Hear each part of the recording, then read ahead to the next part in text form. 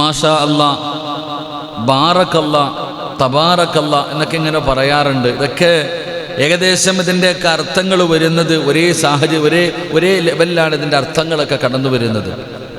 എൻ്റെ പ്രിയപ്പെട്ട സഹോദരങ്ങളെ, ഈ പദങ്ങൾ, ആശയങ്ങൾ ഉപയോഗിക്കേണ്ട സന്ദർഭം എന്നിവയെക്കുറിച്ച് പലർക്കും അറിവില്ല എന്നുള്ളതാണ് ഏറ്റവും വലിയ സത്യം.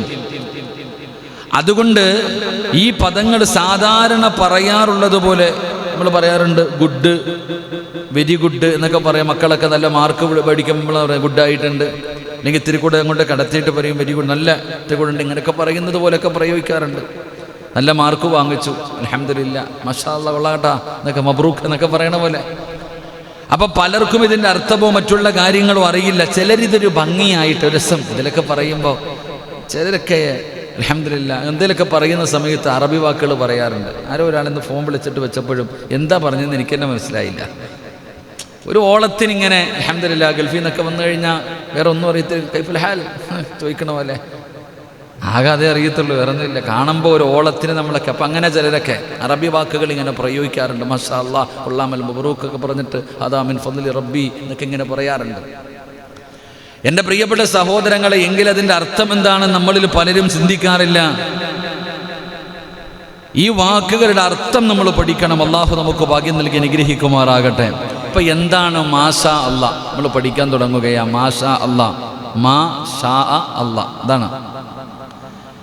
എൻ്റെ പ്രിയപ്പെട്ടവരെ, മാ ഷാ അല്ലാ എന്ന് പറയുമ്പോൾ ഈ മൂന്ന് പദങ്ങൾ ഒരു പ്രസ്താവനയാണ്. മാഷാ അല്ലാ എന്ന് നമ്മൾ ഒരുമിച്ച് പറയുന്ന യഥാർത്ഥത്തിൽ ഷാ എന്നുദ്ദേശിച്ചത് അല്ലാഹു എന്നാൽ അല്ലാഹു ഉദ്ദേശിച്ചത് എന്നാണ് സത്യത്തിൽ അതിനർത്ഥം. മാഷാ അല്ലാ, അല്ലാഹ് ഉദ്ദേശിച്ചത് എന്നാണ് അതിനർത്ഥം. എൻ്റെ പ്രിയപ്പെട്ട സഹോദരങ്ങളെ, ചിലർ മാഷാ അല്ലാഹു ഖാൻ എന്ന് പറയാറുണ്ട്.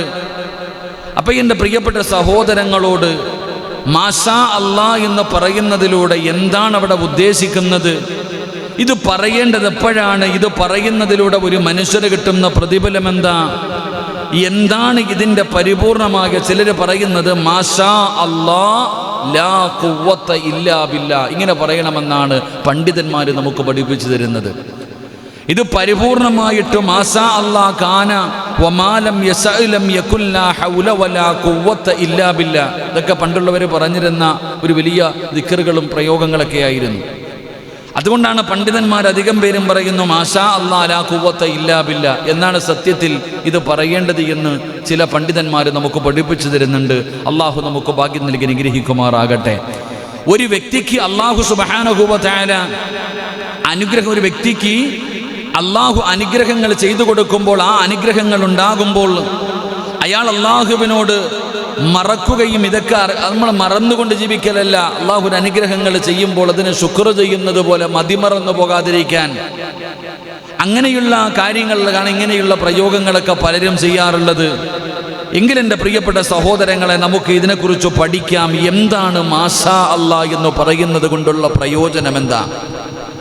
ഇത് പറയാതിരിക്കുമ്പോൾ ഉണ്ടാകുന്ന നഷ്ടമെന്താ? എൻ്റെ പ്രിയമുള്ള സഹോദരങ്ങളെ, അള്ളാഹുവിൻ്റെ പരിശുദ്ധമായ ഖുർആന്, വിശുദ്ധമായ ഖുർആൻ എടുത്ത് നോക്ക്. മനോഹരമായ ഒരു ചരിത്രം അള്ളാഹുവിൻ്റെ ഖുർആൻ അവിടെ നിന്ന് പറഞ്ഞു തരികയാണ്. മാഷാ അല്ലാ ലാ ഖുവ്വത ഇല്ലാ ബില്ലാ. എൻ്റെ പ്രിയപ്പെട്ട സഹോദരങ്ങളെ, വണ്ടിയുടെ മുകളിൽ എഴുതി വെക്കാനുള്ളതല്ല, ഓടിക്കുന്ന വാഹനത്തിൻ്റെ മുകളിൽ മാഷാ അല്ലാ എഴുതി വെക്കുന്നവരുണ്ട്. വീടിൻ്റെ കവാടങ്ങളിലും വീടിനകത്തും മാഷാ അല്ലാ എഴുതി വെക്കുന്നവരുണ്ട്. എങ്കിൽ എൻ്റെ പ്രിയപ്പെട്ടവരെ, ഇത് പറഞ്ഞാൽ കിട്ടുന്ന പ്രതിഫലം എന്തെന്നറിയുമോ? ഇത് പറയാതിരുന്നാൽ ഉണ്ടാകുന്ന നഷ്ടമെന്തെന്നറിയുമോ? അള്ളാഹുവിൻ്റെ വിശുദ്ധമായ ഖുർആൻ എടുത്ത് നോക്ക്. അള്ളാഹുവിൻ്റെ പരിശുദ്ധമായ ഖുർആൻ ഒരു മനോഹരമായ ചരിത്രം അവിടെ നിന്ന് പറഞ്ഞു തരികയാ. രണ്ട് കൂട്ടുകാരുടെ ചരിത്രം അള്ളാഹു പറയുകയാണ്. അള്ളാഹുവിൻ്റെ അല്ലാഹുവിന്റെ പരിശുദ്ധമായ ഖുർആനിലെ 114 അധ്യായങ്ങളുണ്ടല്ലോ. സൂറത്തുൽ ബഖറ മുതൽ മിനദാ സൂറത്തുൻ നാസ് വരെയുള്ള 114 അധ്യായങ്ങളുണ്ടല്ലോ. ആ പരിശുദ്ധമായ ഖുർആനിലെ ഓരോ അധ്യായങ്ങൾ എടുത്തു നോക്കുമ്പോഴും മനസ്സിന് വല്ലാത്ത കുളിർമയുള്ളതാണ്. പടച്ചവനെ, പഠിക്കാൻ ഒരുപാട് ചരിത്രങ്ങളും ഗുണപാഠങ്ങളും താക്കീതുകളും മുന്നറിയിപ്പുകളും അല്ലാഹു ഖുർആനിലൂടെ പറഞ്ഞു തരുന്നുണ്ട്. നമ്മൾ ഖുർആനിന്റെ ഓരോ അധ്യായങ്ങളും എടുത്ത് ഓതി നോക്കണം. ഖുർആന് പറയാത്തതൊന്നുമില്ല, അല്ലാഹുവിന്റെ ഖുർആന് പറഞ്ഞു തരാത്തതൊന്നുമില്ല. എല്ലാം അല്ലാഹുവിന്റെ വിശുദ്ധമായ ഖുർആൻ ഇവിടെ നിന്ന് വ്യക്തമായി പറഞ്ഞു തരുന്നുണ്ട്. ഓരോ അധ്യായം എടുത്തു നോക്കുമ്പോഴും സൂറത്തുൽ ബഖറയാകട്ടെ, ആലിംറാനാകട്ടെ, നിസാ ആകട്ടെ, മാഇദയാകട്ടെ, അഅറാഫാകട്ടെ, അൻആമാകട്ടെ, പടച്ചവനെ ഓരോ അധ്യായങ്ങൾ എടുത്തു നോക്കുമ്പോഴും വല്ലാത്ത അത്ഭുതങ്ങളാണ്. ഒരുപാട് മുന്നറിയിപ്പുകൾ, ഒരുപാട് താക്കീതുകൾ, ഭീഷണിയുടെ സ്വരത്തില്, സ്നേഹത്തിന്റെ സ്വരത്തില് അല്ലാഹു വ്യക്തമായിട്ട് നമുക്കെല്ലാം പറഞ്ഞു തരുന്നുണ്ട്. ഒരുപാട് മുൻഗാമികളുടെ ചരിത്രം അല്ലാഹുവിന്റെ ഖുർആൻ ഇവിടെന്ന് പറഞ്ഞു തരികയാ. ഞാനും നിങ്ങളും വെള്ളിയാഴ്ച ദിവസം പാരായണം ചെയ്യുന്ന സൂറത്തുൽ കഹ്ഫ് ഉണ്ടല്ലോ, ഒരുപാട് പ്രതിഫലങ്ങൾ നേടിയെടുക്കാൻ കഴിയുന്ന, ഒരുപാട് പ്രതിഫലങ്ങൾ നേടിയെടുക്കാൻ കഴിയുന്ന സൂറത്താണ്. ഞാനും നിങ്ങളും വെള്ളിയാഴ്ച ദിവസം പാരായണം ചെയ്യുന്ന സൂറത്തുൽ കഹ്ഫ്. അല്ലാഹുവിന്റെ റസൂൽ അവിടെന്ന് പറഞ്ഞല്ലോ, സഹാബാ, നിങ്ങൾ വെള്ളിയാഴ്ച ദിവസത്തില് ജുമാഅയ്ക്ക് മുമ്പ് നിങ്ങൾ സൂറത്തുൽ കഹ്ഫ് പാരായണം ചെയ്യണേ. ആ സൂറത്തുൽ കഹ്ഫ് പാരായണം ചെയ്യുന്നതിലൂടെ ഒരു മനസ്സിന് കിട്ടുന്ന പ്രതിഫലം മുത്തുനബി അവിടെന്ന് എണ്ണി പറയുന്നുണ്ട്. അല്ലാഹു അവിടെ എണ്ണി പറയുകയാണ്. റസൂലുള്ളാഹി തങ്ങൾ വ്യക്തമായി പറഞ്ഞു തരികയാണ്, സൂറത്തുൽ കഹ്ഫ് പാരായണം ചെയ്ത ഒരു വെള്ളിയാഴ്ച മുതൽ അടുത്ത വെള്ളിയാഴ്ച വരെ, ഈ വെള്ളിയാഴ്ച ആരെല്ലാം ഓതിയിട്ടുണ്ടോ, പടച്ചവനെ, എളുപ്പത്തിൽ ഓതാൻ കഴിയുന്ന ഒരു സൂറത്താണല്ലോ. പടച്ചവനെ, 15 മിനിറ്റ് മതി ഏതൊരു മനുഷ്യനും അത് ഓതി പൂർത്തിയാക്കാറ്. അത്ര പെട്ടത്തിൽ ഓതി തീർക്കാൻ കഴിയുന്ന സൂറത്തുൽ കഹ്ഫ് പാരായണം ചെയ്ത ഒരാഴ്ചയവന് പേടി വേണ്ട, ഒരാഴ്ചയവന് യാതൊരു ഭയവും വേണ്ട. അവന്റെ സംരക്ഷണം അല്ലാഹു ഏറ്റെടുക്കുമെന്ന് ആദരവായ പ്രവാചകൻ നബി മുഹമ്മദ് മുസ്തഫ സല്ലല്ലാഹു അലൈഹി വസല്ലമ തങ്ങൾ പഠിപ്പിക്കുകയാ. അവന്റെ ഉത്തരവാദിത്തം അല്ലാഹു ഏറ്റെടുക്കുകയാണ്. പടച്ചവൻ ഏതുകൊണ്ട് പഠിക്കണം സഹോദരാ. ഞാനും നിങ്ങളും മദ്രസയിൽ പഠിക്കുന്ന കാലത്ത് ഒരുപാട് സൂറത്തുകൾ പഠിച്ചല്ലോ, ഒരുപാട് ചെറിയ ചെറിയ സൂറത്തുകൾ പഠിച്ചവരാണ്. ഏത് മനുഷ്യനും 30ാമത്തെ ജുസുമുണ്ടല്ലോ, അതാ സൂറത്തുൻ നബഅ മുതൽ അമ്മയതസാഅലൂൻ അനിന്നബഇൽ അളീം അല്ലദീ ഹും ഫീഹി മുഖ്തലിഫൂൻ. പടച്ചവനെ അവിടെ മുതൽ ഇങ്ങനെ താഴോട്ട് പടച്ചവനെ പഠിച്ചവരാണ്.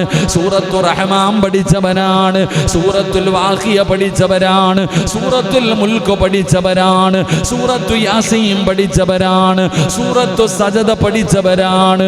പക്ഷേ നമ്മളിൽ പലരും വലിയ വലിയ സൂറത്തുകൾ പോയിട്ട് ചെറിയ ചെറിയ സൂറത്തുകൾ പോലും മറന്നുപോയവരാ. ഓതിയെടുക്കണം ചെറുപ്പക്കാരാ, എൻ്റെ പ്രിയപ്പെട്ട മുസ്ലിമേ. ഖുർആൻ മറക്കല്ലേ, ഖുർആൻ മറന്നു കളയല്ലേ. അത് നിസാര പാപമല്ല, അത് നിസാര പാപമല്ല. എത്രയെത്രയോ ചെറിയ സൂറത്തുകൾ വല്ലുഹാ മുതൽ താഴെ ഓതാനറിയാത്ത ഏകദേശം സർവ മുസ്ലിമിനും ഓതാനറിയുമല്ലോ. മദ്രസയിൽ പഠിക്കാൻ പോയിട്ടുള്ള ഏത് കുട്ടിക്കും ഓതാനറിയുന്ന സൂറത്തുകളാ. വല്ലുഹാ മുതൽ താഴോട്ട് ഓതാൻ അറിയാത്ത ആരാ ഉള്ള? അതിനകത്ത് ഇനിയിപ്പോൾ ആകെ ഇപ്പോൾ ഓതാ ഇത്തിരി ബുദ്ധിമുട്ടെന്ന് പറഞ്ഞാൽ ഇനിയിപ്പോൾ കടുപ്പിച്ച് പോയ 2 വലിയ സൂറത്ത് ആകെ ഉള്ളത്. ഒന്ന് ഇഖ്റ ബിസ്മി റബ്ബിക്കല്ലദീ ഖലഖ് എന്ന് തുടങ്ങുന്ന സൂറത്ത്, 2 ലം യകുനില്ലദീന എന്ന് തുടങ്ങി 2 സൂറത്തേ ഉള്ളൂ വലുത്, ബാക്കിയെല്ലാം ചെറുതാ. അള്ളാഹു നമുക്ക് ഈമാൻ നൽകുമാറാകട്ടെ, അള്ളാഹു നമുക്ക് ഈമാൻ നൽകുമാറാകട്ടെ. നമ്മളെല്ലാം പഠിച്ചതാ, പക്ഷെ ഓർമ്മ ഉണ്ടോ? എവിടെ ഓർമ്മ? എവിടെയാണ് ഓർമ്മ? മറന്നുപോയി. എന്നാ ഒന്ന് ഓതിയെടുക്കാം. യാസീനും ബക്കറയൊക്കെ പോകട്ടെ, ആ ഓതി പഠിച്ച കാണാപാഠം പഠിച്ചു വെച്ചിരുന്ന ആ ചെറിയ സൂറത്തുകളെങ്കിലും ഒന്ന് ഓതിയെടുക്കാൻ. എപ്പോഴും ഇന്നാത്തേനെ കൊല്ലുവല്ല, ഇന്നാത്തേനെ കൊല്ലുവല്ല, ഇന്നാത്താനെ കൊല്ലു തന്നെ എപ്പോഴും. ഒന്നും മാറ്റിപ്പിടിക്കേണ്ട സമയം അതിക്രമിച്ചിരിക്കുന്നു. അള്ളാഹു ഈമാൻ നൽകുമാറാകട്ടെ, അള്ളാഹ് ഈമാൻ നൽകുമാറാകട്ടെ. എൻ്റെ പ്രിയപ്പെട്ട സഹോദരങ്ങൾ, അള്ളാഹുവിൻ്റെ പ്രവാചകൻ സല്ലല്ലാഹു അലൈഹി വസല്ലമ തങ്ങൾ പറയുന്നു, ഈ മറന്നാൽ കിട്ടുന്ന ശിക്ഷ എന്തെന്നറിയോ? പഠിച്ചാൽ വലിയ പ്രതിഫലമാ. പഠിച്ചാ വലിയ പ്രതിഫലമോ. അൽഹംദുലില്ലാ. അലിഫ് ലാം മീൻ, 3 അക്ഷരം, ഒരക്ഷരത്തിന് 10 നന്മയാ. അലിഫ് ലാം മീം, ഓരോ അക്ഷരത്തിനും 10 നന്മ. അത്രയ്ക്കും പ്രതിഫലമാണ്. ഖുർആനിലെ ഒരൊറ്റ ആയത്ത് പഠിച്ചാൽ മതി സ്വർഗത്തിൽ പോകാൻ. അള്ളാഹുവിൻ്റെ വിശുദ്ധമായ ഖുർആനിലെ ഒരു സൂറത്തിലെ ഒരായത്ത്, എൻ്റെ പ്രിയപ്പെട്ട സഹോദരങ്ങൾ, അത്രയും വലിയ പ്രതിഫലമാണ്. എങ്കിലും മറന്നാലോ? അള്ളാഹു നമുക്ക് ഓർമ്മശക്തി നൽകുമാറാകട്ടെ. ഉപഭാഷയൊക്കെ പഠിച്ചൊക്കെ ഓർമ്മ ഉണ്ടോ? ചിരിച്ചാൽ മാത്രം വരാം. ഷാജിക്കാക്ക അലിക്കണം. നമ്മളൊക്കെ പഠിച്ച സൂറത്തുകൾ ഓതിയെടുക്കണം സഹോദര. ശിക്ഷ എന്തെന്നറിയോ? പറഞ്ഞു തരാം, പേടിപ്പിക്കണില്ല. ഹിഫ്ദ് കോളേജൊക്കെ തുടങ്ങാൻ ആലോചിച്ചിരിക്കുമ്പോൾ ഇതൊക്കെ പറയേണ്ടത്. അള്ളാഹു ഈമാൻ നൽകുമാറാകട്ടെ. ചില ബിരുദന്മാർ പറയാം, അതുകൊണ്ടാണ് ഞാൻ പഠിക്കാൻ പോകാത്തതെന്ന്. ഉസ്താദ് പറഞ്ഞു കേട്ടോ, ഇത് പഠിച്ചിട്ട് മറന്നാൽ കിട്ടുന്ന ശിക്ഷ ഇതാ, അതുകൊണ്ടാണ് ഞാൻ പോകാത്തതെന്ന് പറയുന്ന ബിരുദന്മാരും ഉണ്ട്. അള്ളാഹു കാക്കുമാറാകട്ടെ. ഇത് പഠിച്ചു കഴിഞ്ഞാൽ മറക്കൂല സഹോദര. ഇത് പഠിച്ചാൽ മറന്നു പോകൂല. നമ്മൾ വിചാരിക്കും ഇതൊക്കെ മറക്കൂല. ഒരു ഹാഫിദ്, ഒരാൾ അള്ളാഹുവിൻ്റെ പരിശുദ്ധമായ ഖുർആൻ പഠിച്ചു കഴിഞ്ഞാൽ മറന്നൊന്നും പോകില്ല. മറക്കും അള്ളാനെ മറന്ന. ഒരു ഖുർആൻ പഠിച്ചവൻ ജീവിക്കേണ്ട രീതിയിൽ ജീവിച്ചാൽ മറക്കൂല. നമ്മൾ എത്ര ഓതാൻ അറിയാത്തവരാണെങ്കിലും ഇങ്ങനെ ഓതുമ്പോൾ അറിയാതെ അങ്ങ് കൂടെ ഓതും. ഒന്ന് ഓതി തുടങ്ങിയാൽ മതി. ചിലപ്പോൾ അത് ഏത് സൂറത്താന്ന് വെച്ചാൽ ചിലപ്പോൾ അറിയണമെന്നില്ല. 114 സൂറത്തിലെ ഏത് സൂറത്തിലെ ഈ ആയത്ത് എത്രാമത്തെ ആയത്താന്ന് വെച്ചാൽ ചിലപ്പം പറയാൻ അറിയണമെന്നില്ല. പക്ഷെ ഓതുന്ന കേട്ട കൂടെ ഓതും. അതാ ഖുർആൻ.